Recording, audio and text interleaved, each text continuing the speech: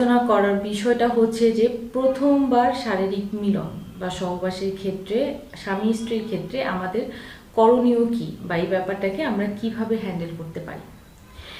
বিয়ে বা যেটাকে আমরা বলি সামাজিক বন্ধন, এই বিয়ে ব্যাপারটার মাধ্যমে দুইজন মানুষ স্বামী বা স্ত্রী হিসাবে সমাজে স্বীকৃত হন এবং তারা ইসলামেও কিন্তু একটা বিশেষ ধরনের পারস্পরিক বন্ধনে আবদ্ধ হন। অতএব তাদের পারস্পরিক মেলামেশায় সেটা আপনার শারীরিক হতে পারে, মানসিক হতে পারে, সেটা সামাজিক দিক থেকে ইসলামের দিক থেকে কোনোভাবেই কোনো বাধা নেই।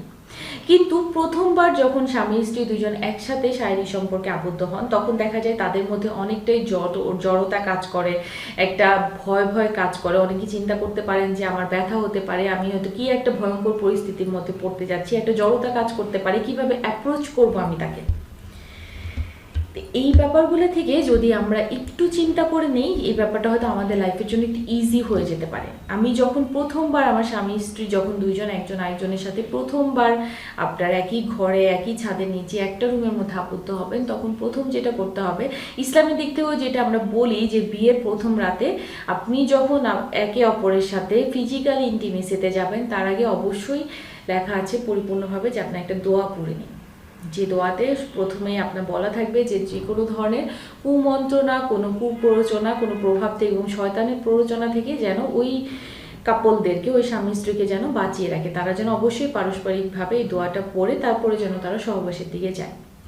প্রথমবার যেটা করতে হবে, দুইজনকে একে অপরের অনুমতি নিতে হবে, একজন আরেকজনের চাহিদাটাকে প্রাধান্য দিতে হবে, আরেকজন যে ভয় পাচ্ছে বা তাকে একটু মানসিকভাবে আশ্বস্ত করতে হবে। প্রথমবার শারীরিক মিলনের ক্ষেত্রে অনেকেই দেখা যায় যে পরিপূর্ণভাবে সেটা নাও করতে পারে। এতে আরেক সঙ্গীর উপর বিরক্ত হওয়া যাবে না বা তাকে ছোট করে দেখা যাবে না। সেক্ষেত্রে আপনার আরেকজনকে সাপোর্ট দিতে হবে। যে ব্যাপারটা হয়তো প্রথমবার, এটাতে কোনো একটা ভুল হলেও হতে পারে।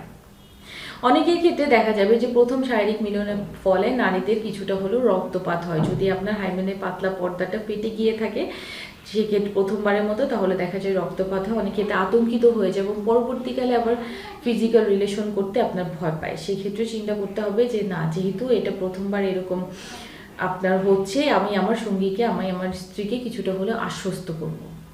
এতে সে পরবর্তীকালে এতে দুইজনের মধ্যে আপনার শারীরিক সম্পর্কে আরেকটু হলেও আপনার শ্রদ্ধাবোধ তৈরি করবে এবং একে অপরের পারস্পরিক বন্ধনটা দৃঢ় হয়ে আসবে। কিন্তু আমরা ভয় না পেয়ে, জড়তা না করে, স্বামী স্ত্রীর যে পবিত্র সম্পর্ক ওটা মহান আল্লাহ তাআলার কাছ থেকে চলে আসছে, এটার উপর শ্রদ্ধাবোধ তৈরি করি এবং আমরা অবশ্যই জিনিসগুলো ইসলামিক শরীয়ত মোতাবেক এবং আমাদের মেডিকেল টার্মে চিকিৎসকের শরণাপন্ন হয়ে যেভাবে বলে সেভাবে আমরা এই জিনিসটাকে জীবন উপভোগ করার চেষ্টা করি। যদি কোনো ধরনের অক্ষমতা তৈরি হয় বা আমি যদি প্রপারভাবে গাইডলাইন না পাই, তাহলে কোনো ধরনের লজ্জা বা কোনো ধরনের আপনার আশঙ্কা না রেখে, অস্বস্তিতে না ভুগে যত দ্রুত সম্ভব একজন চিকিৎসকের শরণাপন্ন হই, যাতে এটা আমার